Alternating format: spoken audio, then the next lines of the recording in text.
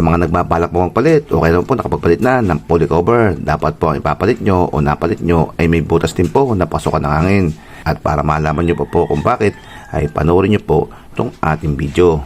Sa mga baguhan po dyan o kaya naman po wala po masyadong alam sa motor at ayaw nyo magkaroon ng problema o maka-encounter ng problema, payo ko lang po bago po kayo magpalit ng parts, alamin nyo muna kung makakabuti po ba to or makakasama sa inyong motor. Kaya ang video po natin ngayon is parts ng ating Honda Click na hindi mo dapat palitan kung gustong pang humaba yung buhay at serbisyo nitong ating Honda Click.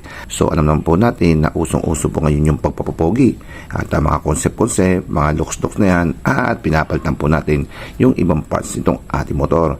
Kaya dinesign po siya maganda dahil ginagamit po siya pang show lamang at hindi po siya pwedeng pang daily use. Pero mayroon naman po tayong mga parts na pinapalit natin dito sa motor o kaya naman po dinadagdag na nakakapagpaganda at the same time mayroon din po siyang purpose at nakakatulong po sa atin. Tulad po ng dalawa na to, ayan o. Pare ko yun, hindi po ba? Pero ito pong parts na to ay talaga naman pong pang show lamang. At ito pong tinutukoy natin ay itong ating drive base pulley cover. At ganito po yung nabibili at pwedeng ipalit itong transparent pulley cover. At once na pinalitan nyo po itong inyong stock, ganito po yung magiging itsura niyan. Instant pogi, di po ba? Mura pa yan dahil yan po yung nakakalaga lamang na 100 to 150 pesos. At ang dali lang ikabit dahil once na assemble mo na yung cover niya na transparent, dito naman po sa stock tatanggalin natin itong tatlong tornilyo at ikakabit nyo lamang, kumbaga plug and play na lamang siya. Di po ba instant pogi na, ang mura pa at ang dali pang ikabit? Ang tanong, safe po ba to sa ating motor?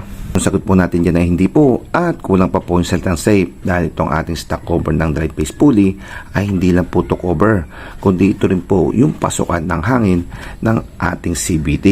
Dahil kung makikita nyo po itong ating drive base meron po siyang pinso dahil yan po ay humihigop ng hangin papunta po sa ating CVT at dito po yan lalabas. Kung mapapansin nyo po rito, tapat nyo yung kamay nyo rito sa pinakapit niya, may lumalabas po diyang hangin. Ang purpose po niyan ay upang mapalamig po yung ating CVT at especially po itong ating belt. At saan naman po manggagaling yung init? So magkadugtong po yung makina pati po itong ating CVT. So meron po yung heat transfer. Kaya mapapansin nyo pag nakakapakapa nyo rito pati po itong ating CVT ay mainit din. So pati yung mga kaskasan, especially po yung kanyang belt, kumakaskas po yun at nagiinit po yun. So ang trabaho po nitong pan na to, ito po ang tumutulong upang palamigin itong loob ng ating CVT. So yung pan po natin sa magneto at ito ay parehas po ng trabaho. Sa pan po natin sa magneto dito sa ating Honda Click ay pinalalamig niya po yung radiator. Sa mga Yamaha Mio naman ay pinalalamig naman po yun itong mismong block niya ito sa makina. Ito namang ating CVT, ito sa may drive base, ang pinalalamig naman ito ay itong ating CVT. Ang hindi agad masira, yung parts ng ating CVT, especially po yung tatlo na to, itong ating drive base pulley, yung torque drive, at especially nga po yung ating belt. Dahil yung ating belt ay goma po yan. Kaya napaka-importante po, yung cover po nitong ating drive base pulley, dapat po may pasukan ng hangin. Tulad po dito sa stock, dito po yan papasok at dito po yan lalabas upang mapalamig po itong ating CVT. At napansin ko lang po sa transparent pulley cover, so wala po siyang ganito, wala po siyang pasukan ng hangin. So saan po papasok yung hangin? Ang tanong po natin dyan, at paano niya po mapapalamig itong ating CVT? So pwede po yan sa mga pang show lamang. So sa mga hindi papaandarin itong kanyang motor o kaya naman papaandarin saglit lamang.